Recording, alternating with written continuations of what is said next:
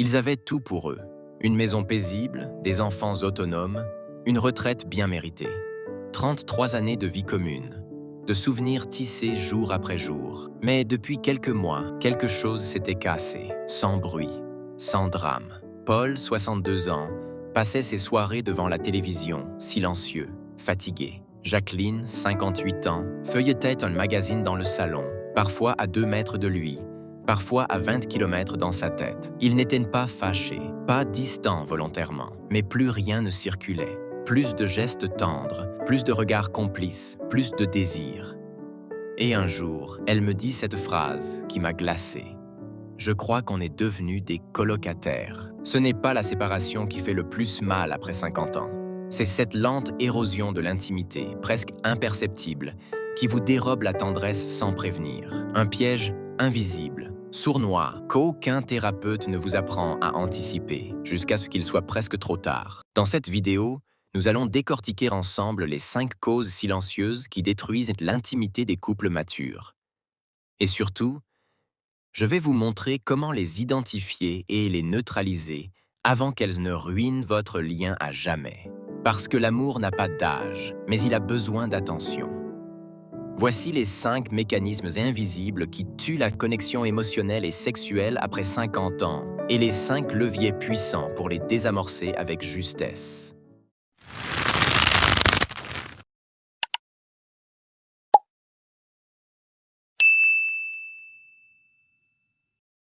Premier piège, l'automatisme relationnel.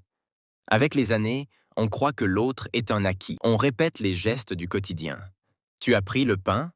Tu as vu le médecin? Bonne nuit. Mais sans réelle présence, sans regard, sans élan. L'intimité se fane quand on cesse de se voir pour de vrai. Et ce n'est pas le manque d'amour qui détruit un couple, mais le manque de regard conscient. Ce que je recommande ici, c'est de créer un espace journalier, même minuscule, pour une reconnexion consciente. 10 minutes sans téléphone, sans télévision, sans enfant, juste un moment pour demander à l'autre « Qu'est-ce que tu ressens aujourd'hui ?» Pas « Qu'est-ce que tu fais ?» mais bien « Qu'est-ce que tu vis intérieurement ?» Ce type de moment, quotidien, nourrit le lien à un niveau bien plus profond que 1000 activités partagées en surface. Deuxième piège. Le tabou autour des transformations du corps. C'est l'éléphant dans la pièce pour tous les couples de plus de 50 ans. Chez l'homme, la baisse de testostérone peut entraîner des troubles de l'érection, une fatigue sexuelle, un repli. Chez la femme, la ménopause transforme le rapport au désir, au plaisir, à la lubrification. Mais plutôt que d'en parler, on se tait, on évite, on fait semblant. Et ce silence nourrit l'incompréhension, puis la honte, puis la distance. Il est essentiel de créer un espace de parole intime où chacun peut dire « Je ne ressens plus les choses comme avant ». Mais j'ai envie de retrouver un lien avec toi, différemment. Cela ouvre la porte à un nouvel apprentissage du corps, un nouveau langage de l'intimité basé sur la lenteur, la tendresse, le toucher, le respect. On n'a pas besoin de redevenir comme avant, on a besoin d'oser devenir autre chose, ensemble. Troisième piège, la surcharge mentale et émotionnelle.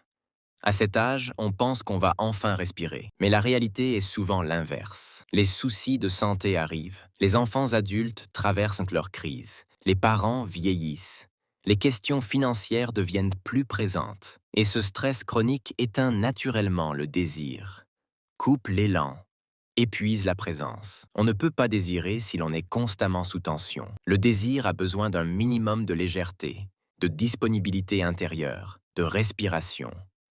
Il est donc vital de créer des espaces de décompression, pas forcément des vacances coûteuses. Parfois, un simple rituel du soir à deux, une marche, un thé, un moment de silence partagé, suffit à recréer cette soupape de sécurité. L'intimité commence là, dans la sécurité émotionnelle, pas dans la performance sexuelle. Quatrième piège, l'illusion de tout savoir sur l'autre. Après 30 ans, on pense connaître l'autre par cœur, et c'est là que l'on commence à ne plus lui poser de questions. On ne découvre plus, on ne s'étonne plus, on l'enferme dans ce que l'on croit savoir. Mais la vérité, c'est que nous changeons tous, même à 60 ans. Nos goûts, nos désirs, nos émotions évoluent. Et si on ne reste pas curieux, on perd le lien. Je recommande à tous mes patients un rituel simple. Une question intime par semaine. Des questions qui n'ont pas de bonne réponse, mais qui permettent d'ouvrir un espace de dialogue profond. Qu'est-ce qui te fait rêver ces derniers temps? Quel souvenir intime t'as récemment traversé? Qu'est-ce que tu aimerais oser avec moi que tu n'as jamais dit? Ce genre de curiosité crée de l'éveil, de l'élan, de la reconnexion. Cinquième piège. L'oubli du contact physique non sexuel. Souvent, les couples arrivent à mon cabinet et me disent « On ne fait plus l'amour ». Mais quand je creuse, je réalise qu'ils ne se touchent plus du tout. Plus de baisers spontanés, plus de mains dans le dos, plus de câlins sans but. Le toucher est le ciment du lien d'attachement. Il génère de l'ocytocine, l'hormone du lien et de la sécurité. Ce toucher, s'il est gratuit, sans attente sexuelle immédiate, crée une atmosphère de sécurité. Et c'est cette sécurité qui permet ensuite au désir de revenir. Une main sur la nuque pendant la vaisselle, une caresse dans les cheveux en passant derrière le fauteuil, un massage offert sans condition. Ce sont de petits gestes, mais qui disent beaucoup. Tu comptes, tu es touchable, tu es toujours désiré, même dans ta fragilité. Ce que j'aimerais que vous reteniez de tout cela, c'est que l'intimité ne disparaît pas d'un coup. Elle s'effiloche dans les détails, dans le silence, dans l'oubli, dans le confort de ce qu'on croit acquis. Mais elle peut aussi renaître, si l'on choisit de la nourrir à nouveau, même après des années. L'intimité, après 50 ans, peut devenir plus forte, plus vraie, plus tendre que jamais, à condition de la traiter comme une matière vivante. Alors, posez-vous cette question ce soir. Qu'est-ce que je fais concrètement, chaque jour, pour nourrir l'intimité dans mon couple? Et si la réponse est pas grand-chose, commencez demain. Un geste, une parole, un regard. Parfois, il suffit d'un rien pour rallumer ce qui semblait éteint. Et si cette vidéo a éveillé quelque chose en vous, ne repartez pas dans le silence. Partagez-la avec quelqu'un que vous aimez ou avec qui vous avez envie de reconstruire un lien. Parlez-en. Parce que c'est souvent une conversation qui sauve un couple bien plus qu'une thérapie. Et si vous voulez recevoir d'autres clés concrètes et profondes pour cultiver l'amour, le désir et la santé mentale après 50 ans, abonnez-vous. Je vous accompagne ici chaque semaine avec des outils vrais, sans tabou et surtout pensés pour ceux qui ont encore beaucoup à aimer.